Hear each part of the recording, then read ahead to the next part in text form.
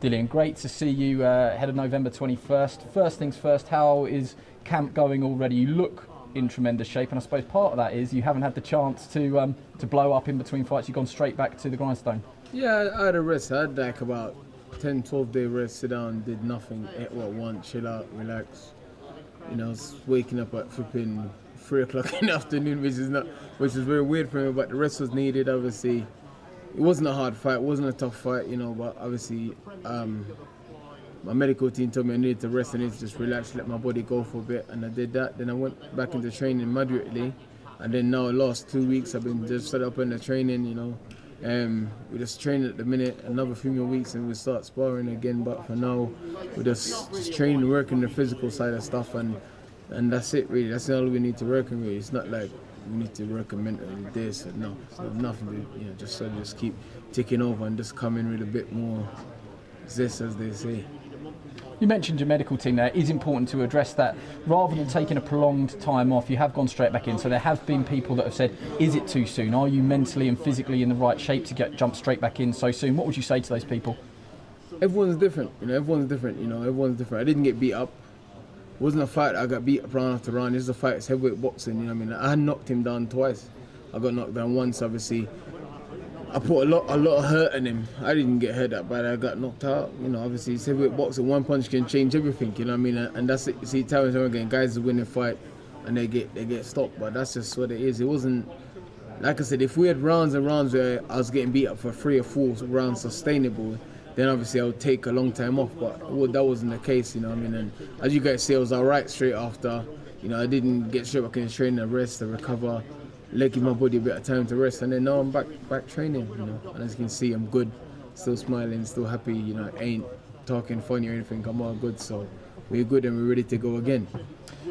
After a defeat, we have seen, I think traditionally, and the majority of the time, a fighter will look for excuses, and sometimes those excuses can come in terms of reshuffling the backroom team. From what we know, you're sticking with what you had, which will be Xavier Miller, with Dave Caldwell perhaps joining you later in camp. Is that correct? Yeah. That's the plan now. Everything's to go ahead. You know, I don't look for excuses. Listen, my coaching team did what they were supposed to do. They got me to the fight injury-free. They got me to the fight in shape. You know, we was boxing well. We was winning rounds. We was fighting one of the best I fought in a long time. Early doors, I was making him miss. The punches that I usually land, I was making him miss. But you know, sometimes that's just how it goes. Sometimes, man. It's boxing. You can win 12. You can win 11.5 rounds, get stopped in the last 10 seconds. You know, that's just how boxing is. It's just what it is. So the team's done a great job. They got me in a good place. You know, obviously, from what they got me from to what I was. You know, Saudi I was 20-something stones. They got me down to 17 stone plus. You know, what I mean, we was happy. We was bouncing around. I'm not going to all of a sudden just start discredit. Credit due to Povetkin, fair play to him. He threw a good punch and it landed. Well, what can I say? You know, I can't say anything apart from now we go into camp, we put it right, we come back again.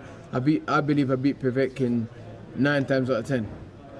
With sort of like the ending as it was, I don't want you to sort of like give too much away tactically, but what subtle changes can you make to guard against the shot that came through the middle, which he has knocked people out with in the past, or certainly hurt people with in the past?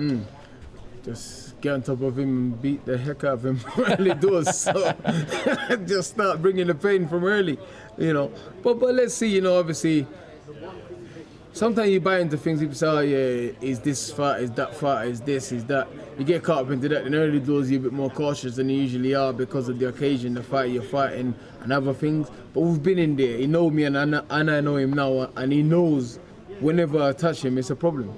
Do you think that you can knock him out this time? I know the law of averages would say that having had him down twice in the first fight, that you have got the power to stop him, and although you didn't this time, do you believe that you can in the rematch?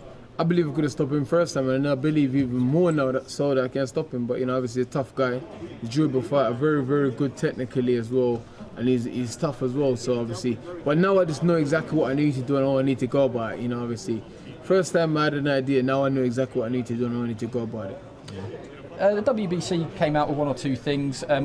Your situation in the heavyweight picture, on the face of it, hasn't changed too much. Is that the way you look at it, that a win against Povetkin puts you back to where you were? 100%. Why should it be anything different? It's not like he's fighting someone else, then fighting me. No, we're going straight back in within the space of a few months.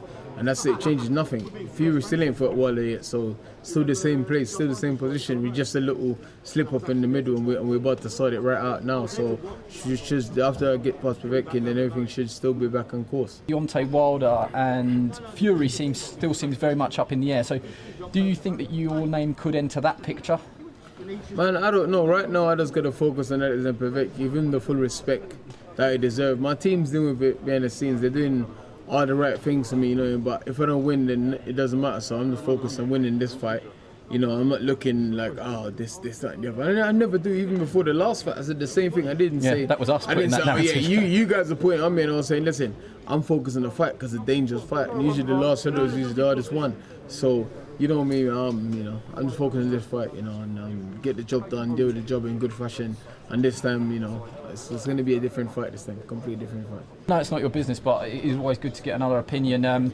Wilder looks like he's dropped Mark Breland from his team, which raised a few eyebrows online. You got any opinion on that? I think it's the worst mistake he's ever made, because Mark Breland's the only person in his team that's actually was a boxer and actually was a world champion.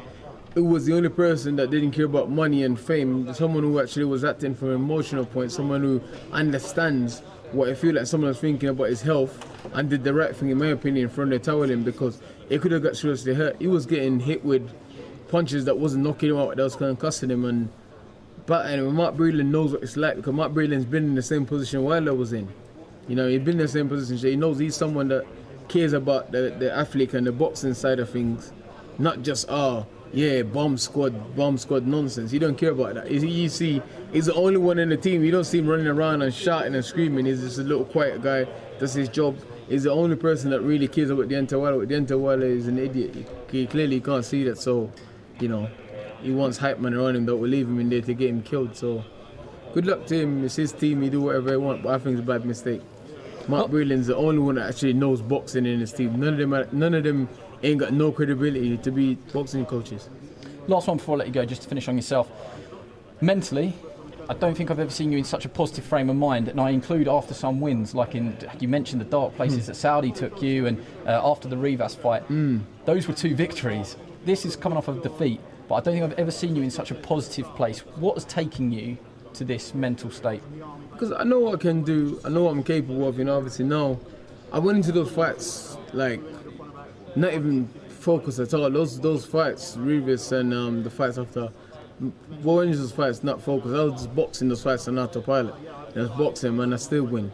You know, obviously this fight, I was in a good place.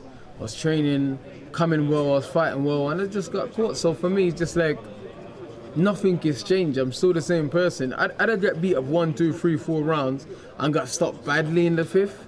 Then it'd have been like, you know what, I need to chill, or I need to have a warm-up fight, I need to change this. No, I was controlling the fight. I was dropping with punches that wasn't even landing properly. I wasn't even connecting properly, and I was dropping with the punches. You know, I just need to just be more patient, more together, more switched on, a bit more professional, and just pick my shots better. And if I hit him properly, with one of my punches properly, because I'm very heavy-handed and can hit hard. If I hit with one of my punches properly, then it won't be getting up, for sure.